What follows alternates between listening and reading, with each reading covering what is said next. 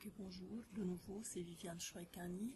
Je serai avec vous pour une nouvelle séance, la séance 1 du chapitre 7. Réaction entre un acide faible et une base forte, et réaction entre une base faible et un acide fort. Commençons tout d'abord par citer les objectifs. En fait, il n'y en a qu'un seul objectif, c'est de maîtriser l'étude pH métrique de la réaction entre un acide faible et une base faible.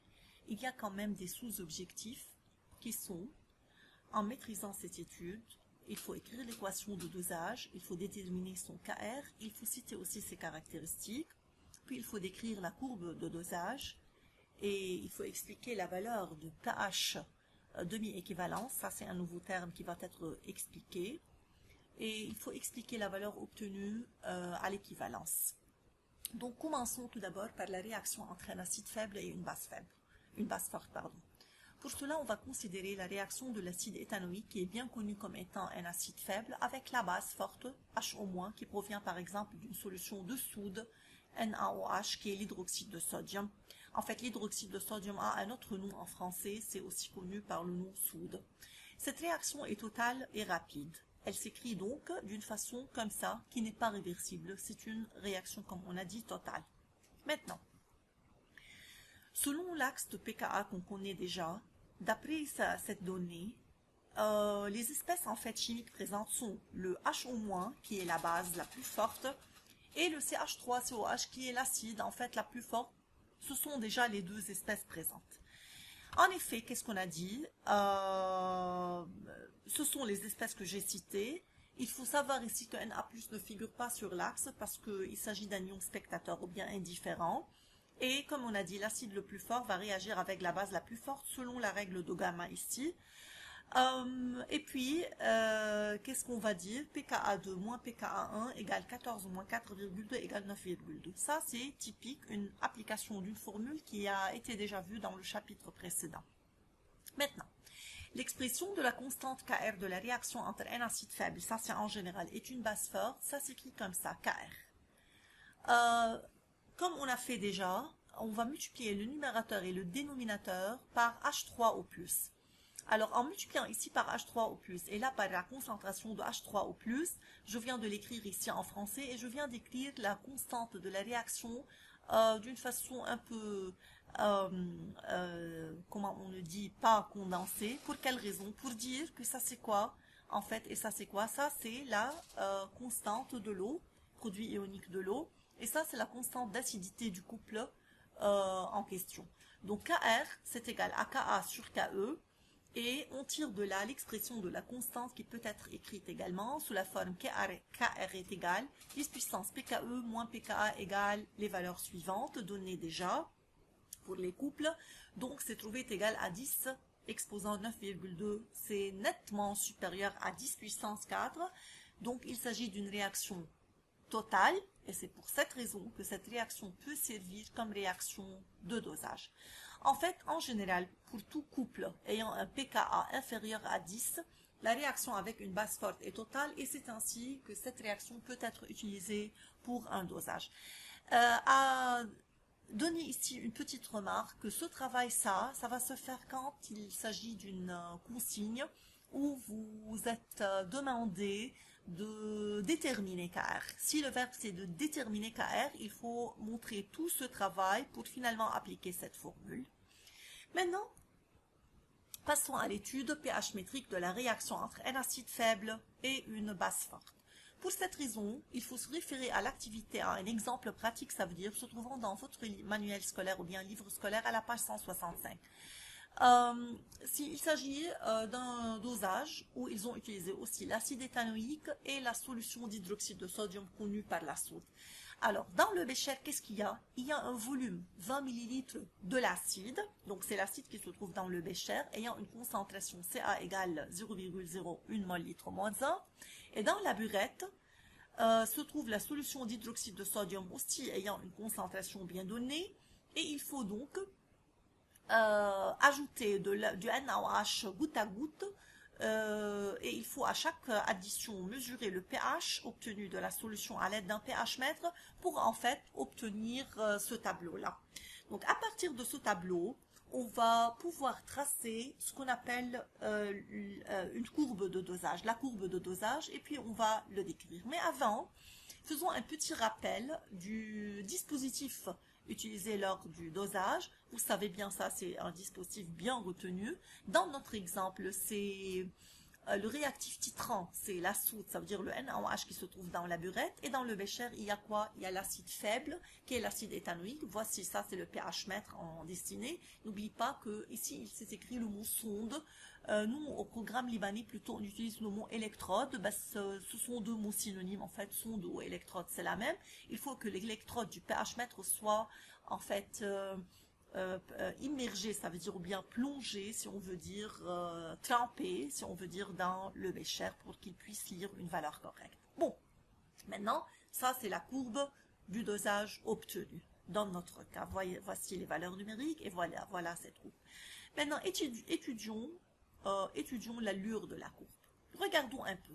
En pressant ici, voyons, excuse-moi, il y a cette première partie de la courbe qui va être colorée en rouge. C'est en fait du point A jusqu'au point B. Ça, c'est la première partie. Maintenant, regardons la couleur rouge. C'est du point B au point C. Donc ça, c'est la deuxième partie. C'est quoi ça?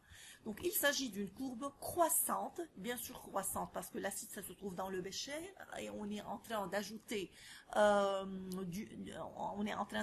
base de la burette, ce qui va notamment augmenter la valeur du pH. Donc, la courbe est croissante et elle est formée de 4 parties. Attention à ça, c'est à la différence de la courbe du dosage d'un acide fort par une base forte. Là-bas, il y avait 3 parties, là, il y a 4 parties. Ok, la première partie, c'est quoi? C'est AB. Maintenant, dans ce cas, j'ai écrit la valeur numérique selon l'exemple pris, comme je viens de dire, dans l'activité de votre livre. Mais maintenant, oubliez les valeurs numériques parce que ça change d'un exemple à l'autre. Et faites bien attention à ces parties qui sont les mêmes, en fait, dans tous les dosages d'un acide faible par une base forte. Donc la première partie c'est AB, comme c'est indiqué ici. Regardez que le pH croît relativement d'une façon rapide. Et ça, c'est bien une différence entre le dosage de l'acide fort avec une base forte et dans ce cas où on est dans le cas d'un acide faible. Donc, le pH croît relativement d'une façon rapide, ça c'est la première partie. La deuxième partie c'est baissé, comme vu là, et ça c'est aussi très important parce que le pH varie lentement en formant un palier ou bien un plateau. Il y a là un point très particulier dans la deuxième partie de la courbe du dosage qui est un point d'inflexion mathématiquement, c'est un point d'inflexion. Et quelles sont les coordonnées de ce point d'inflexion? Comme vous voyez, c'est écrit E1,5. C'est quoi ça? Ça s'appelle le point de demi-équivalence. On n'est pas à l'équivalence, voyons l'équivalence, c'est là, on est au point de demi-équivalence. C'est toujours dans la deuxième partie de la courbe. Les coordonnées de ce point sont VB, voilà, l'abscisse ça veut dire X, c'est VB équivalence sur 2, et le pH, c'est égal au pKa du couple considéré. Maintenant, pourquoi le pH est égal exactement à la valeur de pKa? Ça, c'est trouvé en fait expérimentalement et on va le traiter après. Maintenant, la troisième partie, regardez, voilà comment c'est colorié en rouge, c'est CD, et la quatrième partie, c'est DAF qui va être maintenant colorié. La troisième partie qui est CD ici, c'est quand le pH augmente rapidement, on dit qu'il y a un saut brusque de pH. C'est exactement comme on a vu dans le cas d'un acide fort avec une base forte. Et aussi dans cette troisième partie, il y a un second point d'inflexion, notamment c'est quoi? C'est le point d'équivalence de coordonnées, le volume de base ajouté à l'équivalence et le pH mesuré expérimentalement à l'aide du pH mètre est trouvé égal à 8,6. La quatrième partie, c'est là, DF, le pH augmente de nouveau, mais très faiblement, et en formant un second palier ou plateau, la courbe tend vers une asymptote horizontale. Voilà. Donc, c'est de cette façon qu'on a décrit la courbe, et je reprends qu'il s'agit de 4 parties. Maintenant, quelle est l'équation de la réaction de dosage? Une fois j'ai prononcé le mot dosage, je ne doute plus de la réaction. Tout de suite, je l'écris sous forme d'une équation ayant une seule flèche, car la réaction de dosage est automatiquement une réaction complète, sinon totale, pardon. Sinon, elle ne peut pas être utilisée comme étant une réaction de dosage. Dans notre cas, c'est l'acide éthanoïque, c'est la base la plus forte, la base forte en fait H au moins, qui va donner l'ion éthanoate et bien sûr l'eau. Maintenant, le repérage du point d'équivalence, ça on l'a vu déjà au chapitre 5. Donc ce qui est écrit ici, je ne veux pas l'expliquer.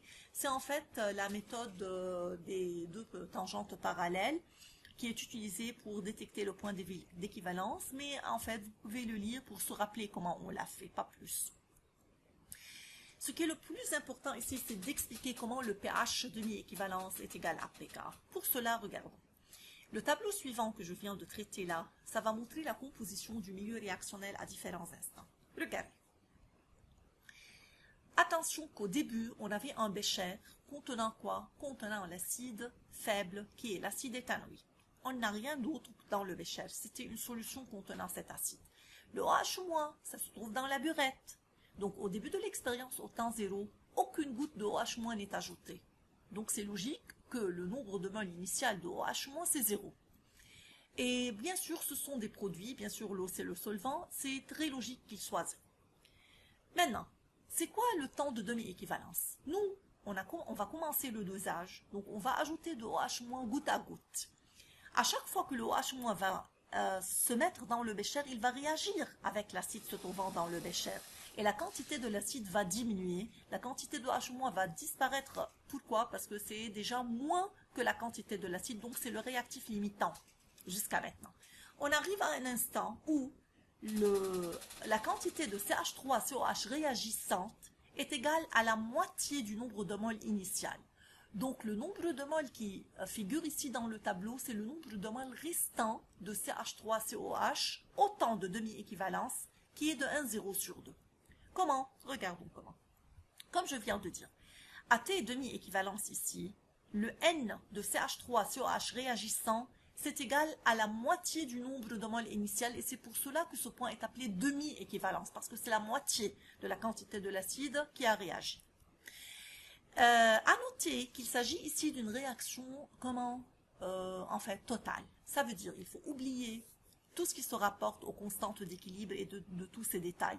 Il faut travailler de la stoichiométrie typique comme celle étudiée en EB10, grade 10, ça veut dire, et comment ça se dit en français, ES1 et ES3, ça veut dire le second double bac. Pourquoi? Parce que comme je viens de dire, ça c'est une réaction totale. Il n'y a pas d'équilibre. Donc, quand la quantité ou bien le nombre de moles de l'acide acétique réagissante est de N0 sur 2, ça veut dire la quantité restante, c'est N0, le nombre de moles initial, moins la quantité réagissante. Donc, ce qui est restant, c'est N0 sur 2 et c'est ce qui figure là. Comme je viens de dire, selon le rapport stoichiométrique de la réaction, combien est le nombre de moles de CH3 si on moins produit tout simplement, le nombre de CH3 réagissant est égal à celui formé par l'ion acétate, donc c'est 1,0 sur 2. Donc quand la moitié de l'acide réagit, N0 sur 2 des ions acétates sont produits. Regardons ici qu'au temps de demi-équivalence, il y en a dans le bécher de l'acide faible et sa base conjuguée en quantité égale. Maintenant, quand il y a l'acide faible et sa base conjuguée, pour trouver le pH, tout de suite, on peut appliquer la relation de Henderson-Hasselbalch étudiée dans le chapitre précédent qui disent que pH est égal pKa du couple impliqué plus log de la base conjuguée qui est l'ion éthanoate dans ce cas sur la concentration de l'acide. Maintenant, d'après le tableau, la concentration de l'acide et de la base à ce point, les concentrations sont égaux, étant donné que les nombres de moles plutôt sont égaux, en divisant par le même volume puisqu'ils se trouvent dans la même solution, dans le même bécher, alors au point de demi-équivalence, le pH est égal quoi? pKa, car cette concentration est égale à celle-là, donc log de 1, ça va devenir égal à 0, et ça c'est très important. C'est pour cela que le pH au point de demi-équivalence, qui est un point particulier, c'est toujours égal à pKa du couple considéré. Et voilà comment on a pu expliquer ça. Maintenant, comment expliquer que le pH équivalent n'est pas égal à 7 en fait, mais c'est un peu basique. Regardons comment. Ça, c'est l'axe de pKa. Au début, avant la réaction, on avait le HO- dans la burette et l'acide, ici, se trouvant dans le bécher. OK? À la fin de la réaction, étant donné qu'il s'agit d'une réaction totale, ça veut dire que les réactifs, étant donné qu'ils sont dans leur proportion stoichiométrique, parce qu'on est à l'équivalence, il n'y a plus dans le bécher ni de H- ni de CH3COH. Ils vont réagir pour donner les produits qui sont l'eau et le CH3CO-. À l'équivalence, ce sont les espèces chimiques qui se trouvent seulement. Notez qu'ici, on est en fait dans un sens opposé à celui de la règle de gamma. Le voilà. Ça, c'est le, comment dire, le montage, si on veut, du dosage qui va me montrer, regardez, que ça, c'est le H- qui est dans la burette. À l'équivalence, il n'y a plus une seule goutte qui tombe là. Regardons, il n'y a pas de H-. Pourquoi? Parce que le H- qui est ajouté de la burette a réagi avec le CH3COH produisant quoi? L'ion négatif qui se trouve là dans l'eau. Ok. Maintenant, comme d'habitude, si on va déterminer le pH à l'équivalence, on a l'habitude de quoi? De citer tout d'abord les espèces chimiques, c'est ce que j'ai expliqué en fait. Les espèces chimiques présentes dans la solution sont le cation de la base, dans ce cas c'est Na+, qui est un ion indifférent, donc il n'a aucune influence sur le pH. Il y a H2O, qui est neutre, et il y a A-, qui est dans notre cas l'ion éthanoate, qui est une espèce basique. Le fait que CH3CO- se trouve ici dans cette solution, ça va rendre le milieu un peu basique. Pourquoi? Parce qu'on peut penser que CH3CO- va réagir avec le H2O, mais bien sûr selon une réaction réversible, quand même produisant quoi? Produisant des ions H-. Ions H-, ça veut dire le milieu, ça va être basique. Voilà.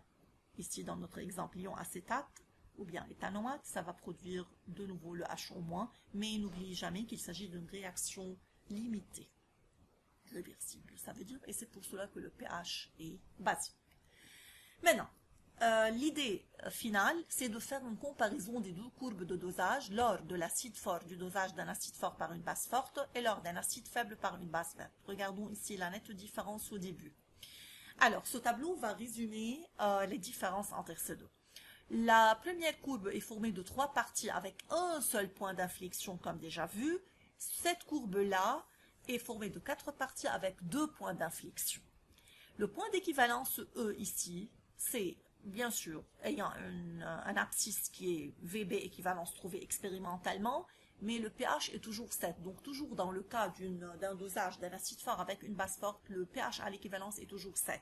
Cependant, lors du dosage d'un acide faible par une base forte, le pH à l'équivalence, ça veut dire l'ordonnée du point d'équivalence, c'est supérieur à 7. Maintenant, on ne peut pas préciser parce que ça varie d'un couple à l'autre.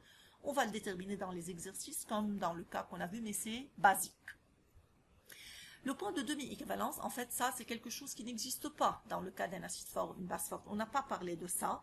Ça, c'est quelque chose qui se rapporte à un dosage de l'acide faible par une base forte. En fait, le point de demi-équivalence, c'est un point ayant comme abscisse le volume de la base ajoutée à l'équivalence divisé par 2 et le pH. Et ça, ce qui est très important, c'est que le pH, il est égal au pKa du couple impliqué. Et finalement, lors du point d'équivalence, loin du point d'équivalence, ça veut dire quand on quand on continue à ajouter de la base de la burette, ça veut dire quand le volume de la base ajoutée devient plus grand que le volume de la base ajoutée à l'équivalence, la courbe admet une asymptote pour un pH égale 14 plus log Cb, c'est ça là, et de même pour l'autre courbe qui va aussi admettre une asymptote pour la même valeur. En fait, nos objectifs sont terminés. Comme application directe, voici les numéros 1, 2, 3 et 4 de votre livre scolaire et je vous remercie pour votre attention.